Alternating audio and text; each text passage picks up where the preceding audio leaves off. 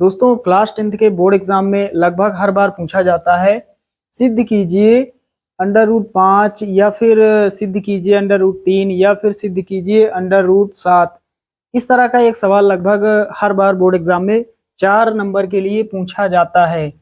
तो आज हम लोग सिद्ध करेंगे √5 एक अपरिमेय संख्या है।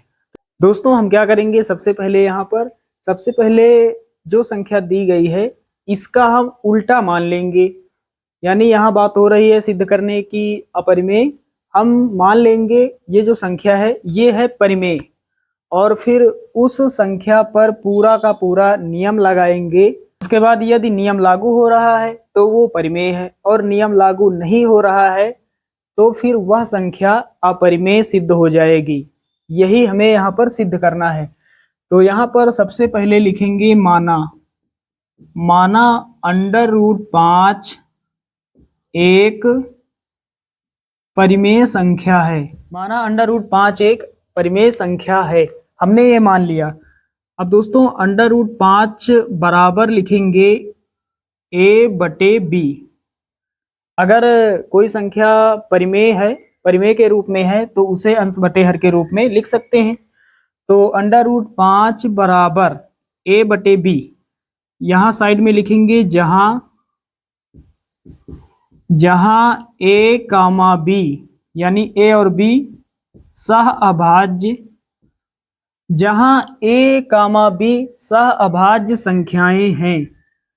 यानी a और b जो संख्याएं हैं ये दोनों एक ही से कटेंगी, एक ही से भाग हो सकती हैं, एक के सिवा और किसी भी अंक से ये दोनों संख्याएं विभाजित नहीं हो सकती हैं। यानी दोनों संख्याओं का मासा एक होगा, एक के सिवा और कुछ भी नहीं होगा। जैसे मान लेते हैं यहाँ पर दो संख्याएं, एक ले लेते हैं 2 और एक 3। ये दोनों ऐसी संख्याएं हैं जो सिर्फ एक से ही कटेंगी, एक से ही दोनों डिवाइड होंगी, क्योंकि इन दोनों का मासा एक आएगा। 2 को हम लिख सकते हैं 2 गुणा 1 और 3 को हम लिख सकते हैं 3 गुणा 1। मासा कितना हुआ यहाँ पर मासा होगा एक ऊपर है एक नीचे है। इसका मतलब दोस्तों ये हुआ ऐसी दो संख्याएं जो सिर्फ एक से ही कटें, जिनका मासा सिर्फ एक ही हो, उन्हें हम सह अभाज्य संख्याएं कहते हैं। अब दोस्तों इसके बाद क्या करना होता है, हमें करना होता है दोनों पक्षों का वर्ग। तो यहाँ पर लिखेंगे दोनों पक्षों का वर्ग करने पर, तो इधर है √5 और इधर है बराबर किस तरफ a/b, कर देते हैं वर्ग। √5 का वर्ग और बराबर में a/b का वर्ग। चलिए अब आगे सॉल्व करते हैं। अब दोस्तों यहाँ पर स्क्वायर से रूट कैंसिल हो जाएगा तो 5 बचेगा। 5 बराबर, इधर दो संख्याएं हैं, अंश बटे हर के रूप में दो संख्याएं हैं तो दोनों का अलग अलग वर्ग होगा। तो a का वर्ग यानी a² हो जाएगा ऊपर और नीचे b का वर्ग b² हो जाएगा नीचे। तो कितना है यहाँ पर 5 बराबर a² बटे b²। अब दोस्तों 5 को हमें नीचे भेजना है, बटे में भेजना है, तो b² यहाँ आ जाएगा और 5 नीचे हो जाएगा। इन दोनों की हम अदला बदली कर देते हैं, ये इधर भाग कर रहा है इधर गुणा करेगा, ये इधर गुणा कर रहा है इधर भाग करेगा, तो b² यहाँ होगा तो 5 नीचे हो जाएगा, a² के बटे में 5। इसे दोस्तों हम मान लेंगे समीकरण 1। अब इसके बाद यहाँ पर हमें थोड़ा लिखना होता है। क्या लिखेंगे, यहाँ पर देख पा रहे हैं a² के बटे में है 5, a² के बटे में 5 है। बटे का मतलब भाग में है, जो संख्या बटे में है अर्थात वह भाग में है। इसका मतलब a² यहाँ पर 5 से विभाजित हो रहा है।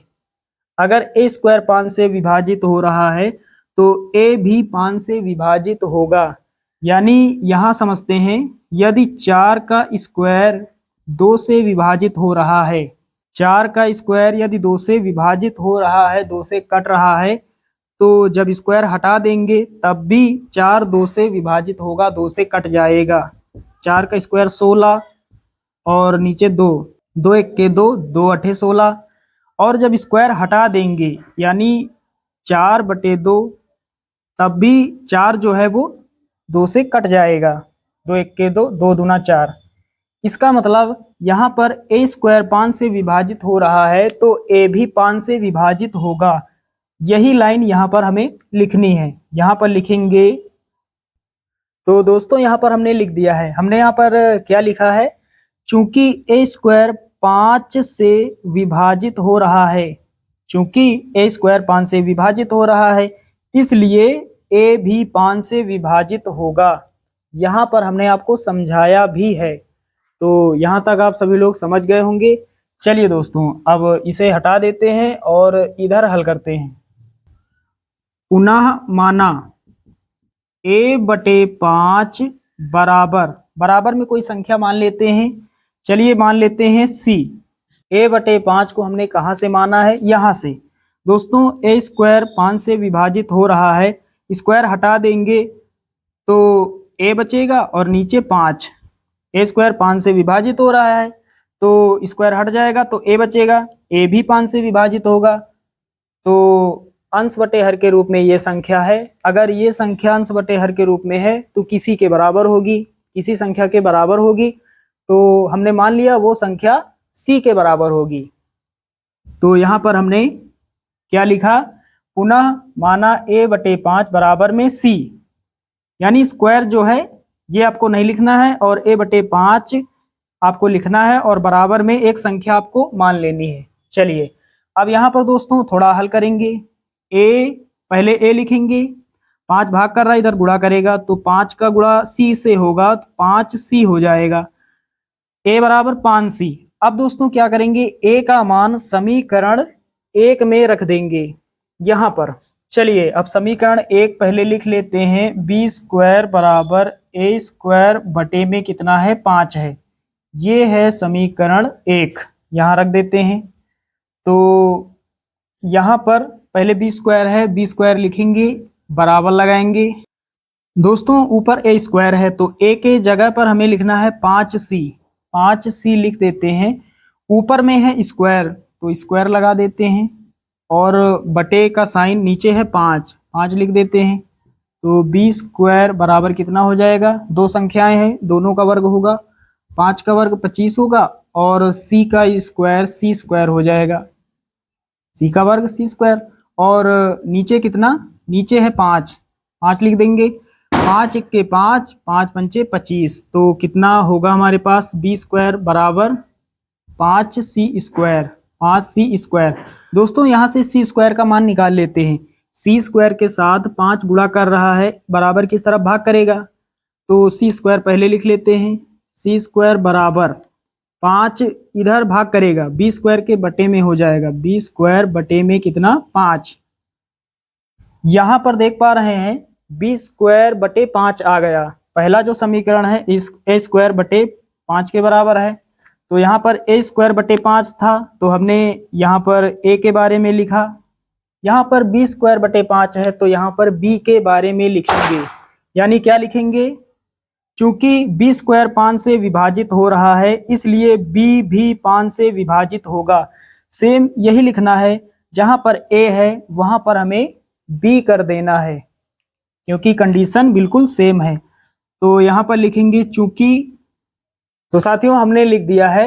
यहाँ पर हमने लिखा चूंकि b स्क्वायर 5 से विभाजित हो रहा है इसलिए b भी 5 से विभाजित होगा। दोस्तों हमने यहाँ पर √5 को एक परिमेय संख्या माना है। शुरुआत में हमने माना √5 एक परिमेय संख्या है, जहाँ √5 बराबर a/b, जहाँ a और b दोनों सह अभाज्य संख्याएं हैं, यानी a और b दोनों सिर्फ 1 से ही विभाजित होनी चाहिए, दोनों संख्याओं को सिर्फ 1 से ही कटना होगा। लेकिन यहाँ पर देख पा रहे हैं a जो है वो 5 से कट गया और यहाँ पर b जो है वो 5 से कट गया, दोनों को कटना चाहिए था सिर्फ 1 से। तो साथियों यहाँ पर हमने शुरुआत में माना है कि √5 एक परिमेय संख्या है जो कि हमारी कल्पना के विपरीत है। इसका मतलब √5 एक परिमेय संख्या ना होकर एक अपरिमेय संख्या है। तो यहाँ पर नीचे आपको थोड़ा लिख देना है, यहाँ a और b दोनों संख्याएं 5 से विभाजित हो रही हैं, जो कि हमारी कल्पना के विपरीत हैं, क्योंकि कल्पना हमने की थी परिमेय संख्या की, लेकिन इसका उल्टा हो गया। अतः √5 एक अपरिमेय संख्या है। ये लाइन आपको नीचे लिख देनी है, या फिर आप इतना ही लिख सकते हैं। कितना लिख सकते हैं? अतः स्पष्ट है कि √5 एक अपरिमेय संख्या है। बस इतना आपको लिख देना है। तो साथियों, उम्मीद करता हूं कि ये सवाल आप सभी लोग अच्छे से समझ गए होंगे। चलिए दोस्तों, मिलते हैं अगले वीडियो में। तब तक के लिए जय हिंद।